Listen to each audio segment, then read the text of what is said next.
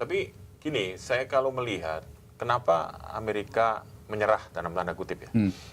Karena memang kalau Amerika dengan harga minyak di atas 100, mereka juga akan jebol juga gitu.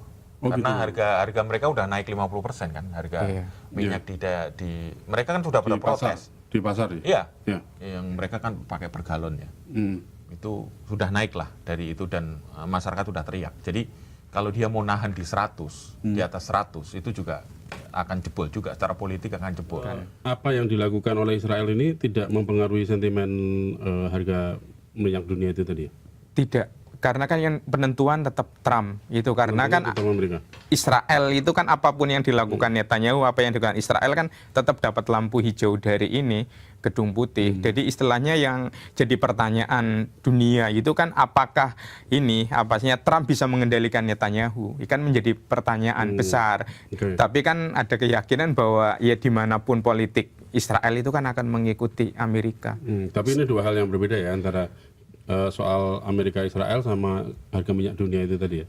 Beda, karena kan Israel itu kan apa yang dilakukan itu hanya untuk klaimnya mereka itu kan hanya untuk mengamankan wilayahnya aja, kan menciptakan buffer zone aja untuk wilayahnya di Lebanon, Suriah saja gitu. Jadi tidak istilahnya berjangka luas sampai kalau Iran itu kan bisa ke Selat Hormuz dan lain sebagainya yang minyak gitu. Kalau nanti benar-benar Selat Hormuz ini sudah benar-benar normal kayak kemarin-kemarin, berarti akan turun lagi dong ini si minyak dunia nih. Dari sekarang ini alhamdulillah sudah di bawah 80 kan, di 78 titiknya.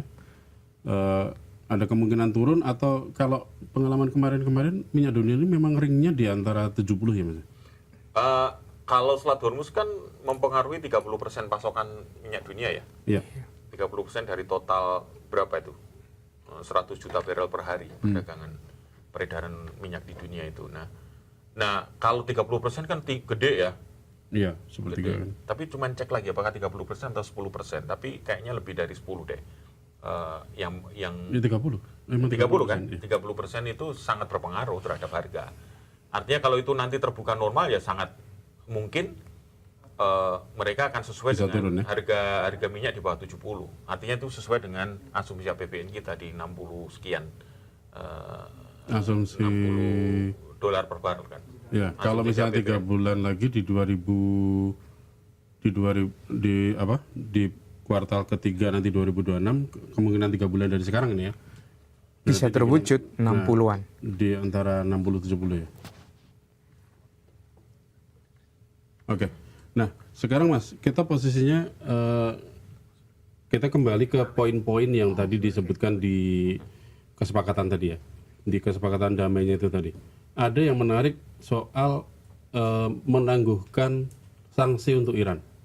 Iya. Nah, kita loncat dulu ke situ. Menangguhkan sanksi untuk Iran ini artinya ini beneran kesepakatan kemarin itu benar-benar kemenangan Iran ya? Kalau dari kalau 14 poin yang memang diumumkan itu kan memang itu tuntutannya Iran dari awal. Kan tuntutannya nggak berubah-berubah ya 14 poin tersebut. Salah satu poinnya sebenarnya ada nuklir ya. Ada nuklir cuma karena ada deal-dealan kan yang program nuklir itu kan ditangguhkan. Jadi memang 14 itu murni dari tuntutan Iran, bukan istilahnya bukan dari Amerika Serikat. Karena itu kan Iran ya istilahnya karena dia menuntut dan dia menjadi pihak yang diklaim menjadi pemenang karena survive ya dia kan mengingin istilahnya memberikan tuntutan ya sesuai dengan keinginannya. Salah satu utamanya ya ini semua sanksi ya, sanksi terutama sanksi ekonomi. Bahkan Eropa aja sekarang udah siap-siap kan ya akan mencabut sebagian sanksinya. Jadi itu sanksi termasuk perdagangan ekspor impor mobil teknologi dan jadi ini embargo itu akan dibuka ya nantinya. Termasuk ini lalu lintas ini pemberian visa kunjungan itu juga itu kan termasuk fungsi kan banyak ini negara yang memblokade. Akan tambah ini lagi dong ya. Ya yang dikhawatirkan negara-negara Arab ya nanti Iran ekonominya akan menjadi bangkit. Kekuatan baru. Jadikan kekuatan baru di Timur Tengah ya.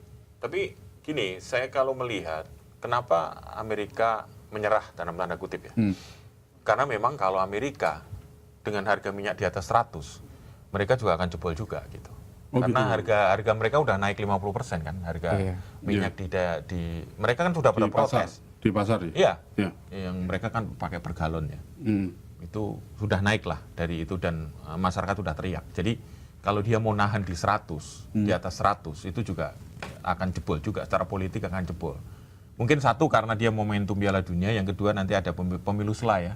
Yang akan menjadi pertaruhan bagi Trump untuk popularitas dia gitu. Kalau dia makin terus-menerus menciptakan blunder yang langsung mengenai kehidupan masyarakatnya, ya akan pengaruh terhadap popularitas dan elektabilitasnya Partai Republik dan dia gitu.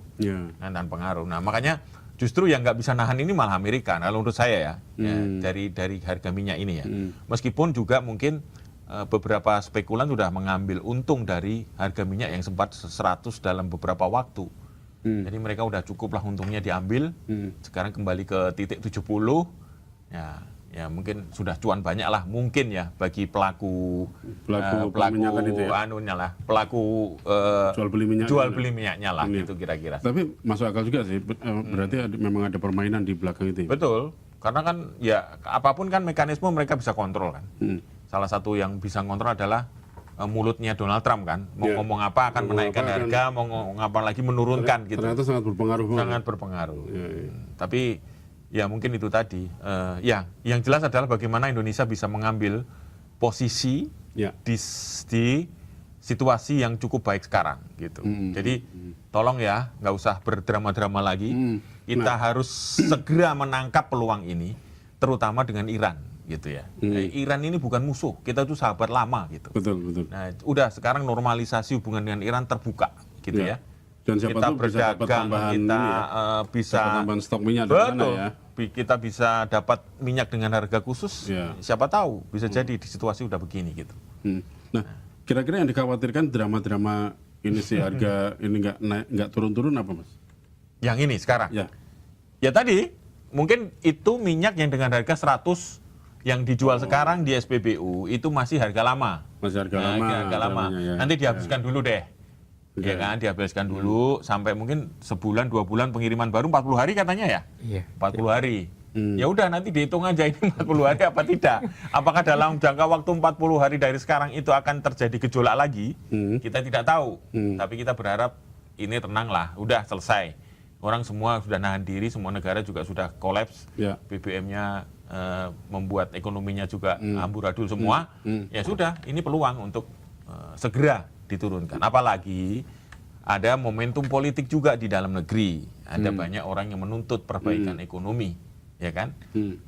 Untuk menghemat APBN. Betul. Ya, salah satunya ya ini gitu. Tapi normalnya Mas, nih dari harga kalau kemarin-kemarin harga minyak dunia naik, harga BBM kita naik gitu kan? Ya. Nah, terus ketika harga minyak dunia turun, kita itu turunnya berapa lama Mas kalau kemarin-kemarin? Yang apa Mas Bung Ahmad? Ya kita nggak ngerti, kita nggak ngitung ya, karena publik itu juga nggak sempat menghitung berapa lama dari kenaikan dan penurunan itu. Tapi yang jelas kalau kita mungkin ada yang menghitung itu lebih cepat menyesuaikan naik daripada turun. Nah, itu rumusnya itu udah coba dihitung, itu dihitung berapa hari ketika harga minyak naik sampai kita turun. Nah kalaupun ada ketika kemarin agak ditahan. Nah, itu mungkin agak menahan diri kemarin. Politis ya? Ya, karena mungkin ada faktor macam-macam ya. Kemarin harga minyak cukup di atas 100, sampai 100 berapa tertinggi itu? 108. 108. Itu kita kan masih tetap tuh 12.000 sekian itu. Berarti agak nahan itu. Nah, kayaknya pertahanannya sudah nggak kuat. Akhirnya dinaikkan juga.